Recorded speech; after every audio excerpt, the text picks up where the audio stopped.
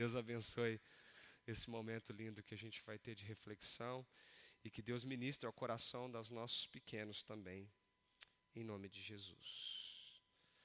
Nós também seguiremos daqui com a palavra do Senhor e nós hoje continuaremos, a trilhar essa jornada bonita que nós temos feito juntos aqui no Evangelho de João. Quantas coisas nós temos aprendido, quantas coisas nós temos parado para refletir e deixar que a palavra de Deus transforme a nossa vida e o nosso coração. Hoje eu quero convidar você a abrir sua Bíblia comigo no Evangelho de João, capítulo 6. E nós vamos continuar esse capítulo a partir do versículo 16. Do versículo 16 ao versículo 21. João, capítulo 6, do versículo 16 ao versículo 21. Nós vamos olhar um pouquinho para a continuidade da história que nós vimos na semana passada. E nós vamos ver como tudo isso se desenrola, nos ensinando que Jesus Cristo vem ao nosso encontro, mesmo nos momentos mais difíceis da nossa vida, nos ensinando lições valiosíssimas para que possamos colocar em prática nesse momento e durante essa semana. Diz assim a palavra do Senhor a partir do versículo 16, queridos.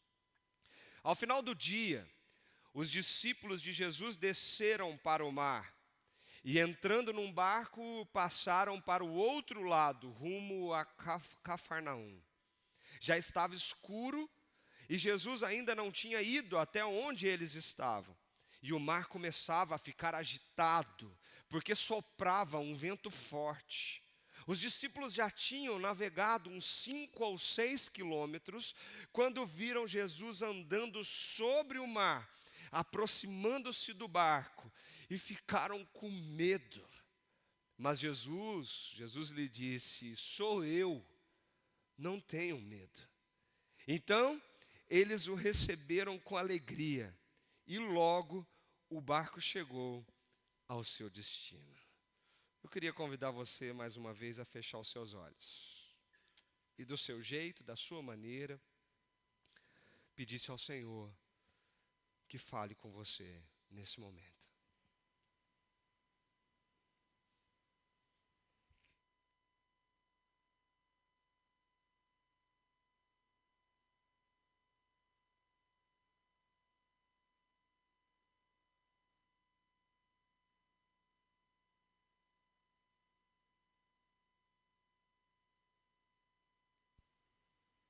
Fale conosco, Senhor, em nome de Jesus. A Tua palavra é poderosa para transformar a nossa história. E que seja assim essa noite, Senhor. Ao abrirmos o Teu Evangelho, que o poder do Senhor inunde o nosso coração e transforme a nossa vida mais uma vez. Nós te pedimos em nome de Jesus, o nosso Senhor. Amém. Se existe um sentimento complexo para que possamos lidar na nossa vida, é o sentimento do medo. Um sentimento que todos nós enfrentamos porque ele é natural a cada um de nós. O medo nasceu com a gente. O medo, na verdade, não é um sentimento de todo ruim, porque o medo é um sentimento de defesa do nosso organismo.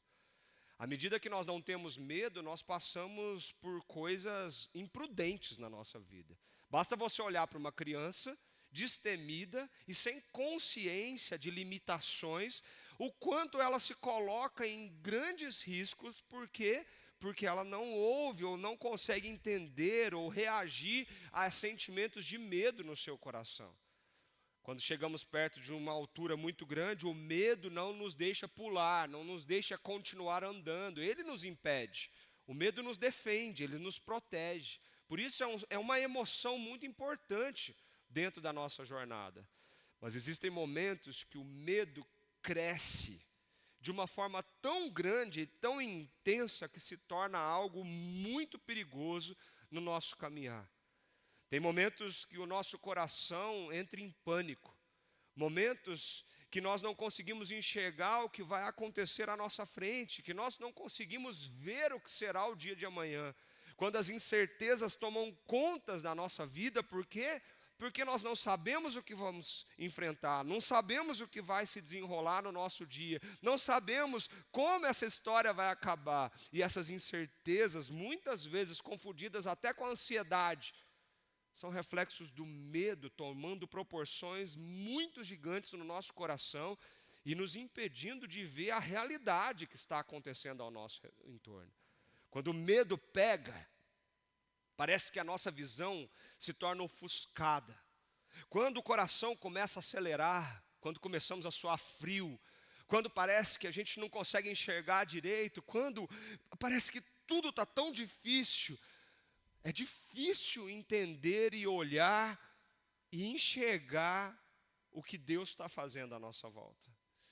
E meu querido, minha querida, assim como eu, todos nós aqui passamos por momentos assim, onde tudo está incerto, difícil, onde as coisas estão completamente fora do nosso controle e nós somos tomados por essa ebulição das nossas emoções, confusas, incertas. Quando nós estamos no meio da tempestade, o pânico toma conta do nosso corpo. Nós não sabemos qual será de fato o nosso destino e nós clamamos, nós desanimamos, nós sucumbimos.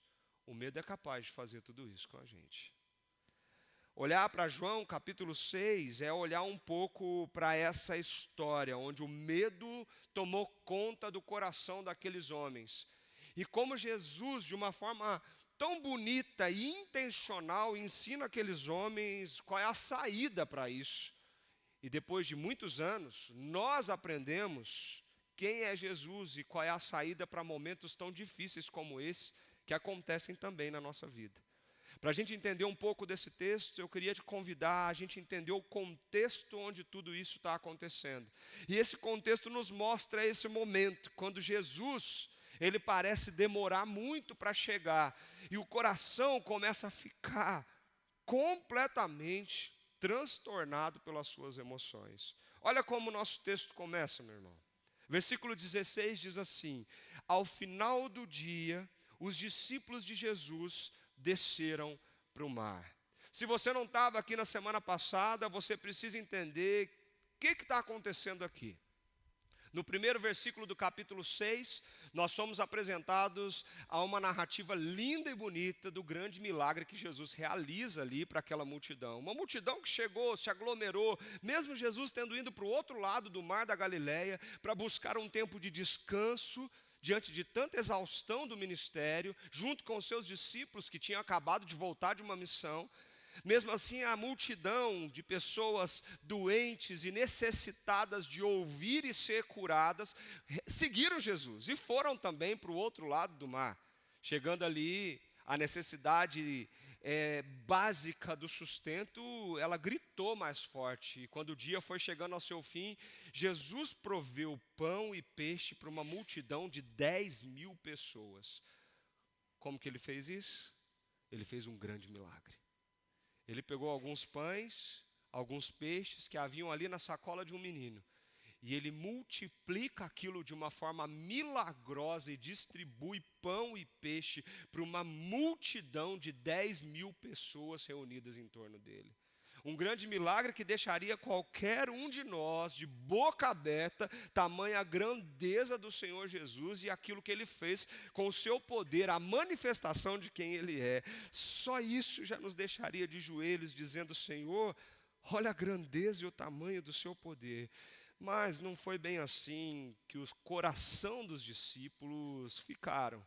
Sim, entusiasmados, eles ficaram animados, ficaram deslumbrados com aquilo que aconteceram, mas agora Jesus chega no fim do dia para aqueles homens e diz para eles: entrem no barco, vão na frente, passem para o outro lado do mar, eu vou despedir a multidão, depois eu sigo com vocês. Ao final daquele dia, os discípulos de Jesus obedecem e entram no barco. É curioso perceber que eles descem para o mar, não porque eles tomaram uma iniciativa própria, eles descem para o mar, eles entram no barco, porque eles receberam uma ordem de Jesus Cristo. Jesus disse, vá. Jesus disse, entre. Jesus levou eles para aquele lugar. Jesus ordenou que eles fossem àquele lugar. E por que Jesus faz isso? Quando nós olhamos para o Evangelho de Marcos, narrando o mesmo episódio que João aqui, Marcos diz que o coração daqueles homens ainda não tinha compreendido o milagre dos pães e dos peixes, pois o coração deles estava endurecido. Existia alguma coisa ainda para ser feito ali, assim como tem muitas coisas para serem feitas em nossa vida, no decorrer da nossa jornada. Se você acha que você está pronto, não, você nunca está pronto, a não ser a hora que Jesus voltar ou você se encontrar com Ele. A jornada da vida é uma jornada de crescimento e maturidade espiritual. E Jesus sempre está trabalhando e fazendo alguma coisa. Não era à toa que Jesus ordenou para eles, entrem no barco e atravesse o mar. Sem Ele, só os discípulos. Alguma coisa Jesus estava ordenando para que acontecesse. A palavra continua dizendo, e entrando num barco, passaram para o outro lado, rumo a Cafarnaum. Eles começam a viagem, meus irmãos. Eles entram ali, já está começando a anoitecer. Você já ficou na praia quando começa a anoitecer? Assim, nas praias de hoje ainda tem alguma iluminação, assim, mas você já olhou no escuro da noite para o horizonte do mar? Você consegue enxergar alguma coisa? Nada. O dia estava começando a escurecer, não tinha um feixe de luz, uma cidade que iluminasse para eles saberem para onde eles tinham que ir. Não tinha lanterna, nem farol no barquinho que eles estavam dirigindo. O barco era remo. Eles entram naquele barco e partem para aquele dia terminando, no meio daquela escuridão. Tinham pescadores experientes ali, meu irmão. Tinha gente que viveu a vida inteira dentro daquele mar, pegando peixe, sabia muito bem o que tinha que ser feito, confiava nas suas habilidades, nas suas forças. Mas quando eles começam a remar, o dia começa a escurecer. E quando eles já andaram cerca de 5 quilômetros dentro do mar, parece que o tempo muda, a lua some, as nuvens cobrem as estrelas, a escuridão se torna mais densa, raios e trovões começam a acontecer, uma tempestade horrível começa a cair, e eles sozinhos, sem Jesus, no meio daquele barco. Quando eu olho para essa cena, queridos, eu fico imaginando, poxa, mas foi Jesus que mandou eles para lá, não foi? Não foi Cristo que disse para eles, entra no barco e vai? Será que Jesus não sabia que essa tempestade iria acontecer naquele momento?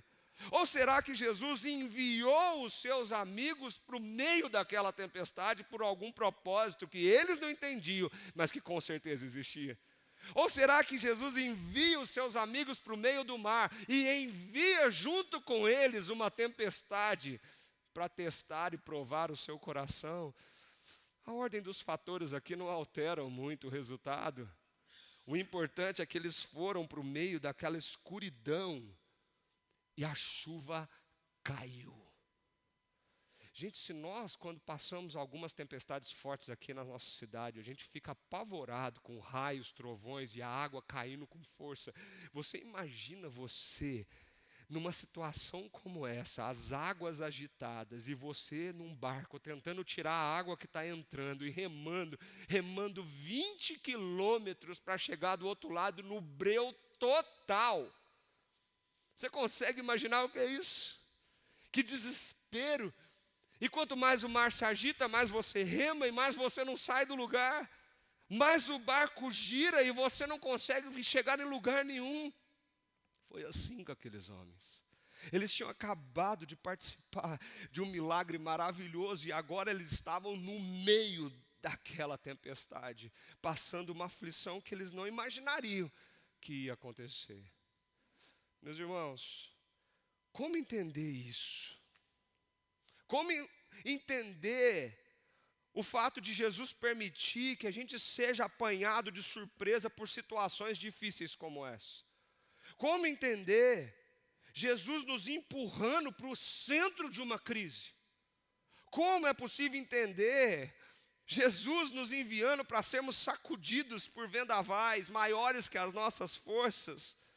Como que a gente consegue entender quando acidentes trágicos chegam à nossa casa, perdas dolorosas, doenças graves assolam aqueles que estão fazendo a vontade de Deus? Como é possível entender um Deus que nos ama tanto, nos empurrando para o meio de uma situação tão caótica e tão difícil como essa? É mais fácil aceitar que a obediência nos livra da tempestade, e não que ela nos leva para o meio de uma. Quando você acha, eu estou fazendo tudo certo, eu estou obedecendo a Deus, eu estou buscando Ele, eu estou andando nos seus caminhos, eu estou buscando a Deus, eu estou lendo a tua palavra, e quando você obedece, de repente, raios e trovões acontecem na sua vida. Será que é fácil entender isso? Mas isso é uma realidade para a nossa vida. Eu já ouvi tanto, queridos, pessoas falando para mim assim: pastor, o que está acontecendo? Porque, olha, eu estou fazendo tudo diferente na minha vida e parece que minha vida virou um caos depois disso. E não foi uma ou duas vezes que eu ouvi isso. É curioso olhar para o Senhor e pensar: por que, Senhor? Aqueles discípulos obedeceram, Jesus mandou vai, e eles foram. E no meio do caminho, um caos se instala naquela situação. Isso é muito importante para nós, queridos, sabe por quê? As igrejas espalhadas por aí estão pregando uma tal de uma teologia da prosperidade que fala para mim e para você que se você fizer tudo certinho e buscar a Deus com intensidade do teu coração, você vai ser próspero.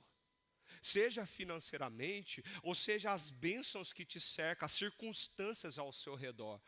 É como se você tivesse vindo na igreja todo domingo, agora então você está aqui, e de alguma forma Deus olha para você de forma diferente, e tudo que você começa a viver agora é bênção pura. Já escutou isso? O que é isso, meu irmão? Se por um acaso as coisas estão estranhas ao teu redor, talvez é porque você está em pecado, eles falam. Não, gente, ninguém pede para um parente nosso morrer num acidente de carro. Ninguém pede para uma tempestade chegar na empresa a ponto de você não saber mais o que fazer. Ninguém pede quando as coisas financeiras na nossa casa viram de ponta cabeça ou o desemprego bate na tua porta. Não, nem tudo que passamos é consequência das nossas escolhas erradas. Elas existem, mas nem tudo são elas. E aí nós perguntamos de novo, como entender isso então?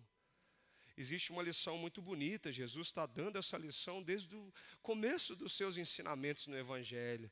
Ele diz que existem pessoas que sabiamente constroem a sua casa numa rocha, que trabalham, que lutam, e que ali constroem a sua casa num lugar que é sólido e firme.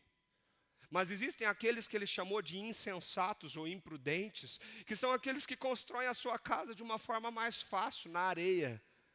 E o curioso é que o sábio que construiu na rocha e o insensato que construiu na areia, as duas casas, nas palavras de Jesus Cristo, elas sofrem as mesmas coisas. A tempestade, o vento, o mar, tudo vem do mesmo jeito para aquele que busca intensamente Deus, a rocha sólida do nosso coração, como para aquele que nem sabe quem Jesus Cristo é e está construindo a sua casa na areia. A tempestade vem, o vento vem, as coisas difíceis vêm. O que Jesus começa a trilhar e nos ensinar é que o que muda é o fundamento onde você está. Não são as circunstâncias que te cercam, mas é onde a tua casa está firmada. Quando ela está firmada na rocha, pode vir tudo isso, que ela permanece de pé. Quando ela está firmada na areia, diz a palavra do Senhor, que quando as tempestades vêm, a casa desaba e grande ruína se instala naquela família, naquela casa, naquele lugar. As circunstâncias são as mesmas. O que muda? O fundamento. Em quem você crê, em quem você confia. Para onde você trilha o teu coração quando as coisas se tornam insuportavelmente difíceis. Pastor Hernandes Dias Lopes, ele fala uma frase muito forte, que me marcou muito na época do seminário. Ele já fala e repete essa frase por muitas vezes, e eu me lembrei dela quando ele diz assim: o sofrimento é a escola superior do Espírito Santo, que nos ensina as maiores lições da vida. Sim, querido, as tempestades elas vêm não para nos destruir, elas vêm para nos fortalecer, elas vêm para nos ensinar, elas vêm como oportunidades para que a gente experimente o livramento amoroso de Deus e a gente possa conhecer mais quem Ele é e o amor que cerca a nossa vida e o nosso coração. Elas podem ser inesperadas por você, mas elas não são para Deus. Elas podem até estar fora do teu controle, mas elas nunca estiveram fora do controle de Deus. Você não entende a razão dela, mas Deus sabe o que Ele está fazendo, porque tudo que vem sobre a tua vida, principalmente os momentos mais difíceis que nós enfrentamos, por mais difícil que seja entender isso, são instrumentos pedagógicos de Deus para ensinar o nosso coração sobre quem Ele é. Sobre quem Ele é. Quando nós olhamos para o relato de Marcos, existe a ênfase da ordem de Jesus aqui. Marcos escreve assim: logo a seguir, Jesus fez, compeliu, mandou, ordenou que os seus discípulos entrassem no barco e fossem adiante dele, antes dele, para o outro lado, para Betsaida, enquanto ele despedia da multidão. Por quê? Por que Jesus põe os discípulos no barco e sobe de volta para a multidão? Por que Jesus manda eles sozinhos? Por que esse detalhe é tão importante nessa história e traz uma lição tão forte no nosso coração? Se a gente voltar um pouco no contexto, nós vamos perceber que um dos motivos do que Jesus faz, com certeza é para livrar o coração daqueles homens da grande tentação que foi colocada diante de Cristo pela multidão. Se você voltar um pouquinho no capítulo 6, no versículo 15, você vai perceber o final da história da grande multiplicação, dizendo que aquela multidão queria pegar Jesus à força e levar para Jerusalém. Para quê? Para conduzir Jesus e forçá-lo a ser rei. Porque aquela multidão entendeu que Jesus era um Messias político. Alguém que ia dar jeito na economia, na política, tirar Roma do poder e colocar judeu, o Israel, a nação do povo judeu no poder de novo. Eles deixariam de ser subalternos para começar a reinar de novo e ser um povo único. Eles estavam com isso no coração. Jesus sabia da intenção da multidão, os discípulos não. O que Jesus fez? Entrem no barco. Eu vou resolver uma parada aqui, depois eu vou. Jesus volta para a multidão. Jesus enfrenta aquela tentação sozinho, como ser humano. A glória, o poder, o reinado, uma multidão te aplaudindo e te aclamando. Quem? Que ser humano não quer isso? Mas os discípulos não estavam prontos para passar por algo assim. Você imagina um coração todo confuso, vindo aquela multidão falar essas coisas? O que poderia acontecer com eles? Eles poderiam falar: é isso mesmo. Vamos levar Jesus. Vamos fazer dele rei. É isso mesmo. Agora chegou, é isso. Jesus sabia o coração dos seus amigos como estava. E Jesus protege eles de uma grande tentação que eles não conseguiriam enfrentar. Que lição maravilhosa para a nossa vida, gente. Jesus te manda para o meio de uma tempestade, você não entende por quê. Mas às vezes Ele está te livrando de coisas que você não daria conta de enfrentar, mesmo você achando que daria. Jesus está te protegendo, te livrando, te guardando. E sabe qual é a prova disso? Se você olhar bem direitinho para o texto, quando Jesus despede as multidões, os discípulos descem para o mar. Para onde Jesus Cristo vai? Ele vai para o monte, ele sobe o morro, e ali ele se ajoelha e vai orar. Por que será Jesus estava orando? Não foi uma oração de 1 minuto como a gente faz aqui no culto. Não é uma oração de máximo 5 minutos que você faz na sua casa. Jesus ficou do final daquele dia até a alta madrugada em cima daquele lugar sozinho, intercedendo, orando, em comunhão com o Pai. Eu consigo vislumbrar a cena de Jesus ajoelhado no alto daquele monte, dando para avistar o lago lá embaixo, o mar da Galileia. No meio daquele mar, talvez, os raios apontavam onde aquele barco estava quase sucumbindo, e Jesus orando e intercedendo. Jesus intercede por você, meu irmão. Você nunca daria conta sozinho. Nunca. Se você está de pé ainda, é porque Ele está te protegendo de muita coisa que você não consegue enfrentar sozinho. E é porque Ele continua orando por você. Ele continua clamando pela tua vida. Ele continua intercedendo por você, para que você consiga suportar e aguentar as tempestades mais difíceis que nós somos enviados a viver. E deixa eu te dizer uma coisa. Você vai enfrentar elas. Mas você precisa entender que o padrão de Jesus que Ele nos mostra na palavra dEle é que Ele é um pai que cuida dos seus filhos. Ele te livra dos perigos. Ele ora por você. E no momento certo, Ele vai ao teu encontro para te tirar da onde você está. Esse é o nosso Senhor. Mas não é fácil, gente. O texto no versículo 17 continua dizendo assim: já estava escuro, e tem uma expressão forte aqui, e Jesus ainda não tinha ido até onde eles estavam. De alguma forma, eles sabiam que Jesus ia vir. Jesus não ia abandonar eles e simplesmente nunca mais encontrar com eles. Eles sabiam que Jesus viria, mas como? Não sei. Eles entraram no barco. Jesus ficou para trás. No meio do caos, talvez o coração estava perguntando por que ele está demorando tanto? Por que a gente não consegue chegar do outro lado? Será que eles tinham expectativa de chegar lá e depois Jesus ir? Eu não sei, mas Jesus não tinha ido, Jesus não foi. E se existe uma coisa que é difícil de enfrentar na nossa vida, é a demora aparente de Deus em nos socorrer nos momentos difíceis e angustiantes.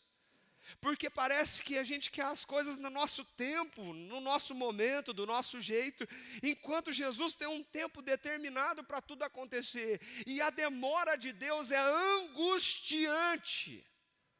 Quando você está de acompanhante naquele leito de hospital com alguém que você ama e você não sabe o que vai acontecer daqui 2 ou 3 dias, quando aquela cirurgia está acontecendo e você está naquela sala de espera, angustiado para saber o que vai acontecer, quando você tem que esperar respostas importantes para a sua vida e elas não vêm, elas não acontecem, o e-mail não chega, a mensagem do WhatsApp não chega, o convite não chega, a entrevista não chega. Como é difícil, gente, lidar com a demora de Deus, a demora aparente de Deus em vir nos socorrer. Quando a gente passa por esses momentos difíceis, a gente olha para o céu, a gente recorre ao Senhor, a gente diz: Senhor, vem sem demora, eu preciso de Ti. Mas às vezes tudo que a gente tem é um silêncio absurdo. Nada acontece, nada muda. E o desespero vai se tornando insuportável dentro do nosso peito. Você já viveu isso? Já passou por isso? Eu já. Eu já esperei por horas na salinha do centro cirúrgico, quando o Levi foi operado de emergência e eu não sabia o que ia acontecer com ele. Eu não sabia se meu filho ia voltar vivo, se meu filho ia voltar morto, se meu filho ia voltar com uma colostomia na barriga, se ele ia para a UTI. Foram os minutos mais angustiantes da minha vida. Aquela tempestade estava insuportável e tudo que eu e Fernanda fazia era dizer: Senhor, em nome de Jesus, está demorando demais. Vem agora, porque senão a gente vai se afogar. Existe uma família na Bíblia que passou algo parecido com isso. 2 irmãs desesperadas Porque o seu irmão ficou doente. Lázaro estava doente. Marta e Maria olharam para a condição do irmão. Não tinha UPA, gente, não tinha posto de saúde, não tinha pronto-socorro, não tinha nada que pudesse. Pega aqui, leva lá, compra um remédio na farmácia, vê se é isso. Pega o termômetro, vê se está com febre. Não existia isso. Lázaro estava muito doente. O recurso que eles tinham era o conhecimento que eles tinham sobre Jesus.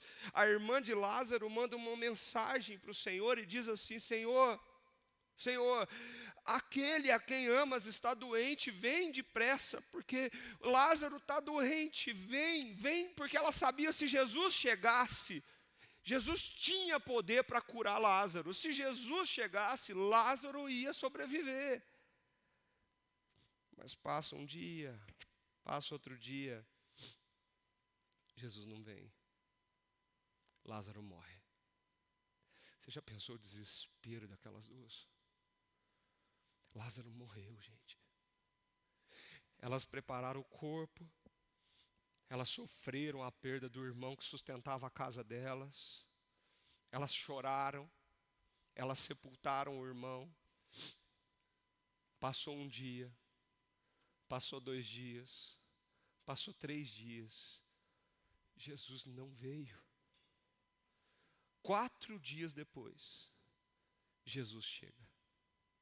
Além da dor, da perda do seu irmão, do sustento daquela casa, do seu parente mais próximo e mais querido, além de tudo que elas estavam vivendo naqueles 4 dias de angústia, agora Marta e Maria precisavam lidar com uma ferida aberta no teu peito. Por que que o Senhor não estava aqui?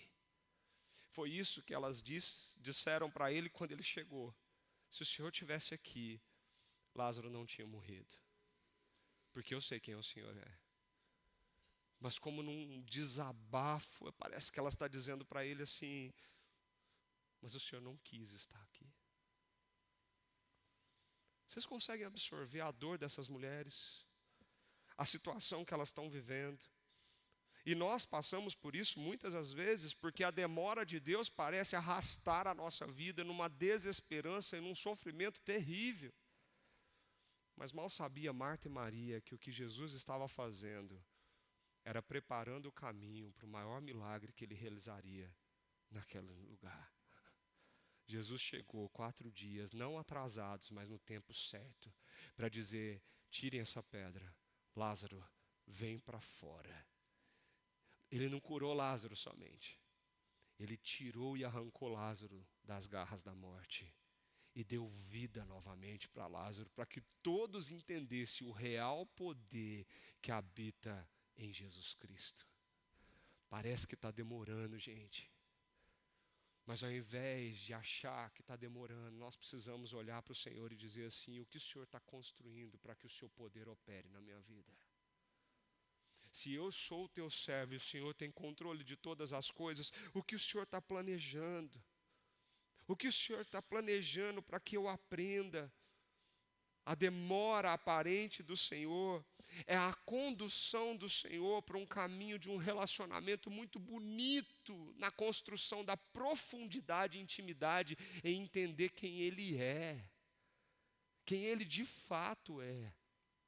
Você já percebeu que a gente começa a se relacionar com Jesus e a gente diminui quem Ele é no nosso relacionamento? A gente fala com Ele, mas parece que a gente perde a proporção do poder que Ele tem. A gente perde a noção de quem Ele é. Ele criou todas as coisas, o universo foi criado pelo poder da Tua palavra. Nós, quando fechamos os olhos e oramos, nós estamos falando com o Criador do universo. Existe algo que seja maior do que Ele? Existe algo que Ele não tenha poder para lidar? Existe algo que Ele não seja capaz de resolver? Quando nós oramos, nós clamamos para aquele que é capaz de resolver tudo, absolutamente tudo na nossa história. Mas Ele quer te levar para um lugar de intimidade, de confiança. Não, Ele não abandonou os seus discípulos no meio daquela tempestade. Ele levou os seus discípulos para um aprendizado. Vocês precisam confiar em mim. Deus não está demorando a te responder. Deus nunca demorou na tua vida. Deus está te ensinando a confiar nele. A deixar de confiar na sua força, nas suas habilidades, nos seus bens, nas suas posses, na sua influência, naquilo que você sabe fazer, e passar a confiar somente nele. Não é assim que o Salmo 121 nos conta? Que salmo lindo, gente. Faça essa oração durante essa semana. Eleva os meus olhos para os montes. De onde me virá o socorro? O meu socorro vem do Senhor, que fez o céu e a terra.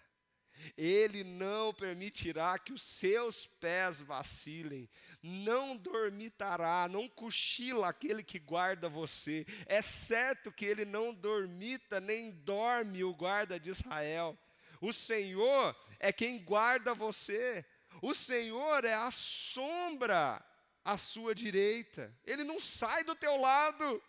De dia não lhe fará mal o sol, nem de noite a lua. O Senhor guardará você de todo mal, guardará a sua alma. O Senhor guardará a sua saída e a sua entrada, desde agora e para sempre. Você crê nisso? De todo o teu coração? Porque sim, existem momentos que as circunstâncias vão fugir do seu controle. O texto diz assim que o mar começou a ficar agitado e um vento muito forte começou a soprar. Tinha pescadores experientes ali, mas o mar da Galileia tem uma peculiaridade importante que nós precisamos notar.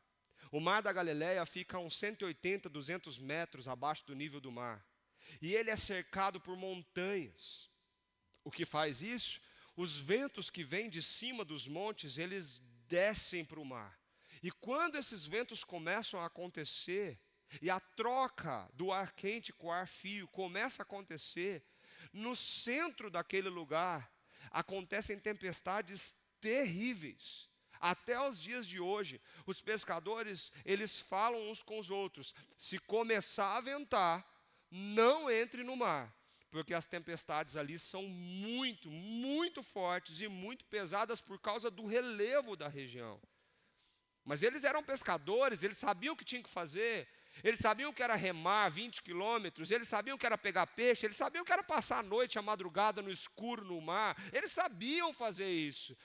Mas a situação provou para eles que eles não tinham controle de absolutamente nada. Nada. Nós temos esse defeito.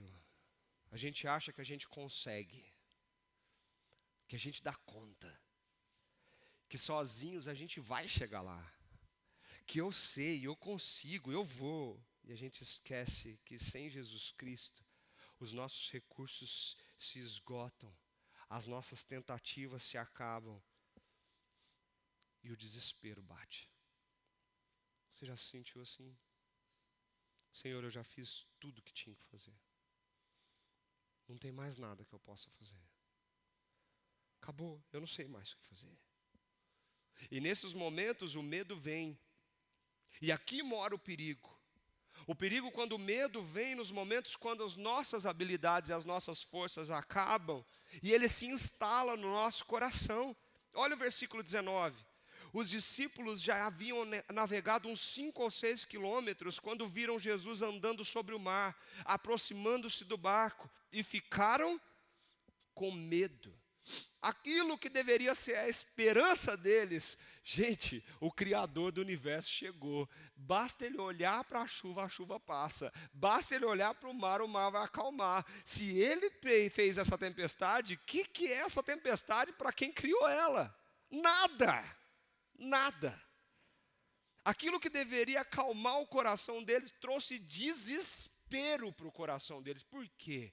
Você imagina essa cena? Você num barquinho, de um lado para o outro, agitado. Não era um cruzeiro não, gente. Não era um resort no meio do oceano, não. Era um barquinho de pesca. A água estava entrando lá dentro. E a impressão que dava é que você ia cair e morrer. A tempestade não parava, raio, trovão para todo lado. Aí você imagina você lá, remando, remando, remando. Ah, pastor, foi alguns minutos? Não, foram horas remando. Porque eles entraram no barco no final do dia, umas 6 horas da tarde, e os evangelhos falam que eles ficaram ali até a 4ª vigília da noite, mais ou menos até 3 horas da madrugada, aqueles homens estavam remando, remando, remando, os braços não tinham força mais, eles não aguentavam mais fazer nada, parecia assim, o nosso fim é a morte, ponto. De repente um raio ilumina o sol. Já viu quando você está no breu e um raio parece? Aí ilumina tudo de uma vez. A hora que eles olham para frente, o que eles veem? A sombra de alguém na frente do barco. O que você ia fazer numa dessas? Berrar, né? Ou desmaiar. Pelo menos finge um desmaio, né? Para não passar vergonha. Uma silhueta, nós estamos no meio do mar. Bum! A silhueta está na tua frente, assim. O que eles gritaram? É um fantasma. É um fantasma. Quem que anda em cima da água? Ninguém. Não tem jeito de ficar aqui. É um espírito, um fantasma, alguma coisa apareceu aqui. Se o negócio já estava difícil, ficou pior ainda. Eles desesperaram, entraram em pânico. E sabe o que é pior? Quando o medo se instala e o pânico nos abate, você já deve ter sentido isso, a ansiedade, aquele negócio, o coração batendo. A falta de ar, você não consegue respirar direito, parece que o mundo está explodindo, parece que você está implodindo, parece que está difícil lidar com aquilo, você deita, você não consegue ficar deitado, você levanta, você não consegue saber para onde você vai, você bebe água, não resolve nada, você sai de casa, só piora a situação, você grita, chora, liga para alguém, fala com alguém, nada resolve aquilo, e aquilo te impede de ver o que está acontecendo ao teu redor. Te impede de entender o que está acontecendo ao teu redor. Preste atenção em algumas coisas que a gente precisa levar para casa no nosso coração quando a gente vê o medo impedindo aqueles homens de enxergarem Jesus. A primeira delas é que Jesus vai ao encontro dos discípulos quando todas as esperanças deles já haviam chegado ao fim. Jesus esperou até a 4ª vigília da noite, Jesus esperou o momento certo, porque Jesus tinha algo para fazer no coração daqueles homens. Você está pensando, Deus está atrasado? Não, Deus está esperando os seus recursos se esgotarem, para você parar de confiar em você e começar a olhar para Ele e perceber o que Ele está fazendo. Porque enquanto você consegue, você confia em você. E você precisa aprender a deixar de ser autossuficiente para confiar somente nele. Jesus está ensinando uma grande lição para a gente aqui. Jesus está mostrando para a gente que Ele sempre vem nos encontrar para transformar o que nós entendemos sobre Ele, nos levando a um relacionamento de um nível muito mais profundo. O que Jesus está tentando mostrar e fazer na nossa vida, nos momentos de tempestade e dor, é te levando para um nível de intimidade com Ele muito mais profundo. Ele quer que você entenda quem Ele é. Ele quer que você entenda que poder que Ele tem. Ele quer que você entenda que Ele não chegou atrasado, mas que as tempestades elas nos conduzem a uma experiência muito mais profunda com Cristo. As tempestades fazem parte do currículo de Deus, da agenda de Deus. Elas não vêm para nos destruir, elas vêm para nos fortalecer e nos levar para mais perto de Jesus. Será que você consegue entender isso? Talvez você não está num barco, nem num mar, mas você está enfrentando coisas pesadíssimas na sua vida. E você acha que Jesus não está com você? Quando os seus recursos acabarem, Jesus vem te encontrar. Jesus vem ao nosso encontro quando nossos recursos se acabam. O tempo de Deus, meu querido, não é o nosso tempo. Se Ele ainda não chegou para te tirar do meio dessa tempestade, é porque ainda você precisa aprender a confiar nele. E somente nele. Nós precisamos entender que Jesus vem ao nosso encontro, de que forma? Caminhando sobre o mar. Coloca uma pessoa dentro da água no mar profundo. O que acontece com a pessoa? Afunda. Nós temos lei da gravidade, lei da densidade dos corpos. Nós temos leis da física atuando sobre nós, que Deus criou para que o mundo funcionasse assim.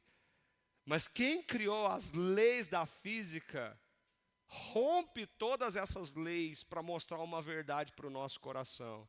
Não existe absolutamente nada que limite o poder de Deus para intervir no teu coração e na tua vida. Jesus caminha sobre as águas. Não existe tempestade que não esteja debaixo dos pés dele. Sim, seu problema é grande, seu problema é insuportável, seu sofrimento é demais. Deixa eu contar para você uma coisa. Eles estão debaixo dos pés de Jesus Cristo. Não existe nada maior que Ele. Nada. O que Ele está tentando te mostrar é que você confie nisso. Que você entenda isso. E quando Ele não te impulsiona para a tempestade, para você ser acudido por Ele, entender tudo isso, Ele usa a própria tempestade para chegar até você. Você já deve ter ouvido aquela famosa frase: se não for por amor, é pela? Deixa eu corrigir essa frase teologicamente. Talvez você nunca mais vai falar ela. Sempre é por amor, mesmo que seja pela dor. Sempre é por amor, mesmo que seja através da dor. Jesus te ama tanto que Ele é capaz de usar a própria tempestade para chegar até você. É nos momentos de maiores crises que o nosso coração se dispõe a olhar para o céu e dizer: Senhor, me salva, eu estou afundando. É nos momentos de maiores desesperos que nós somos capazes de olhar para o Senhor e dizer: eu não tenho nada a não ser o Senhor. Meus recursos se acabaram. É só o Senhor na minha vida. E isso é o antídoto do medo. Quando Jesus aquieta a alma aflita com a presença dEle, Ele diz assim no versículo 20, Jesus lhe disse, eles falaram: é um fantasma. E Jesus levanta a sua voz de autoridade e poder e diz o quê? Sou eu.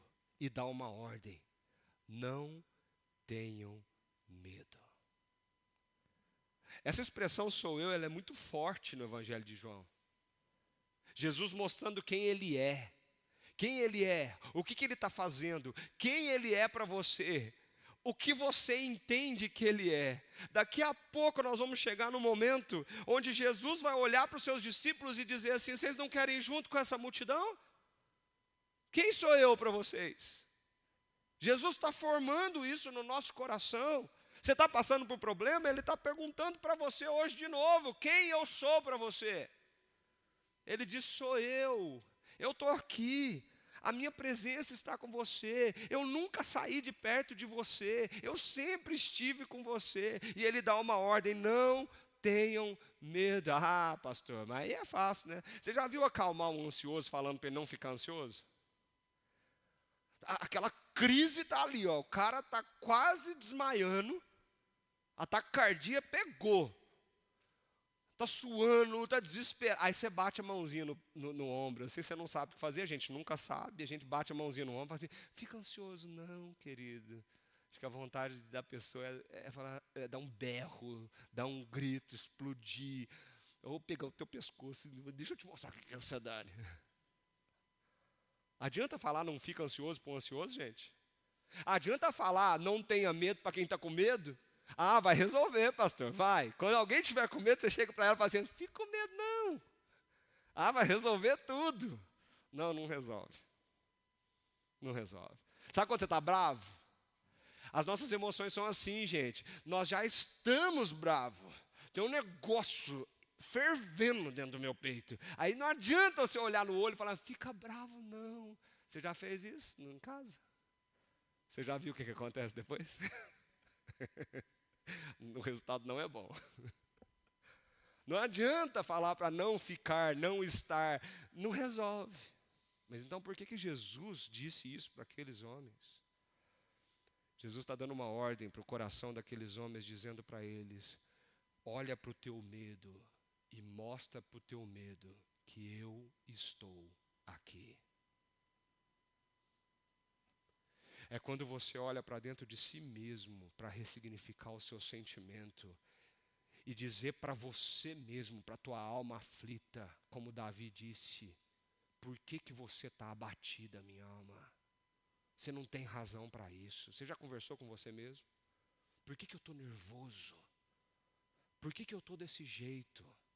Por que eu estou sentindo isso? Por que eu estou com medo? Não tem razão, Ele está aqui. Ele está aqui. Gente, você tem uma garantia que nós podemos ter na nossa vida, diante do Evangelho do Senhor Jesus, é que você deita todo dia no teu travesseiro e Ele está ali com você, te fazendo dormir. E quando você acorda, antes de você acordar, Ele já preparou o seu dia para você viver. Nada fugiu do controle dEle. O Senhor nunca deixou você.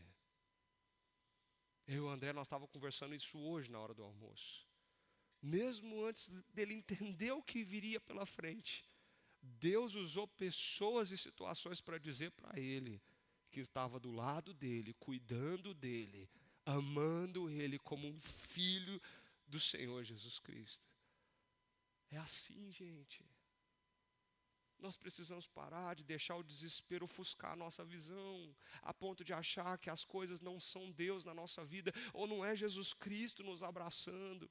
Nós precisamos olhar para a nossa alma, fazer que nem Davi, aquieta a alma, aquieta no Senhor, descansa no Senhor, conversa com você mesmo e diz para o seu medo: o Senhor Jesus está aqui, não existe tempestade que possa o abater.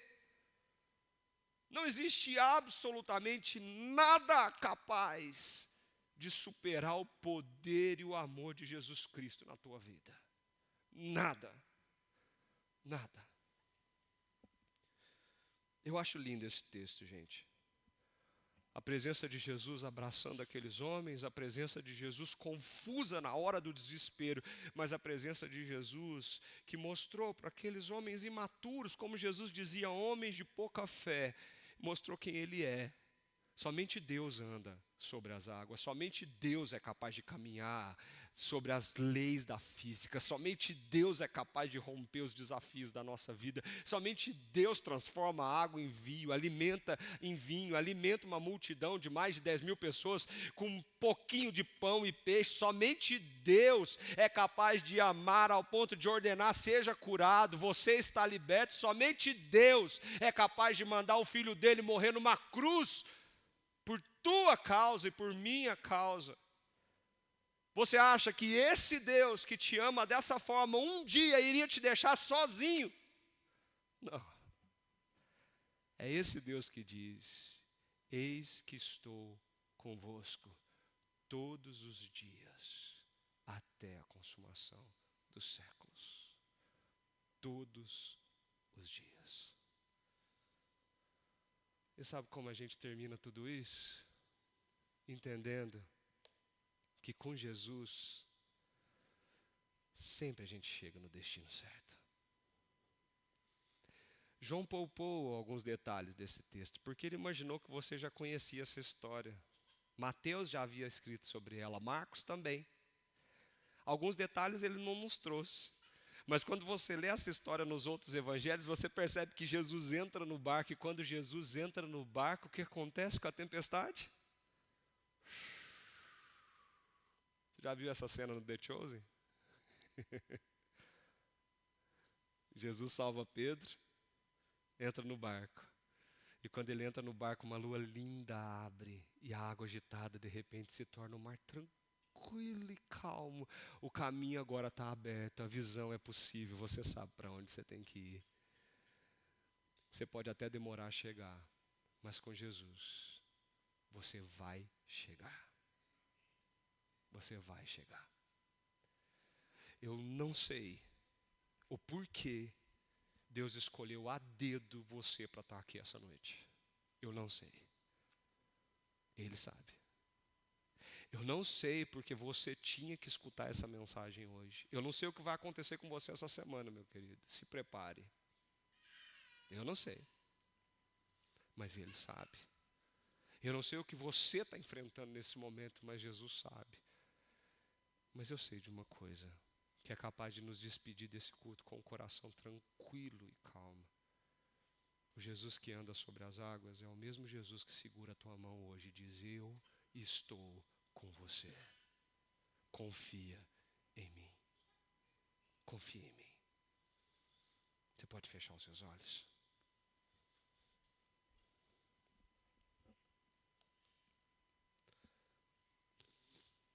Eu não posso responder por você a essa mensagem, nem tudo isso que você ouviu. Isso é uma coisa sua com o Senhor.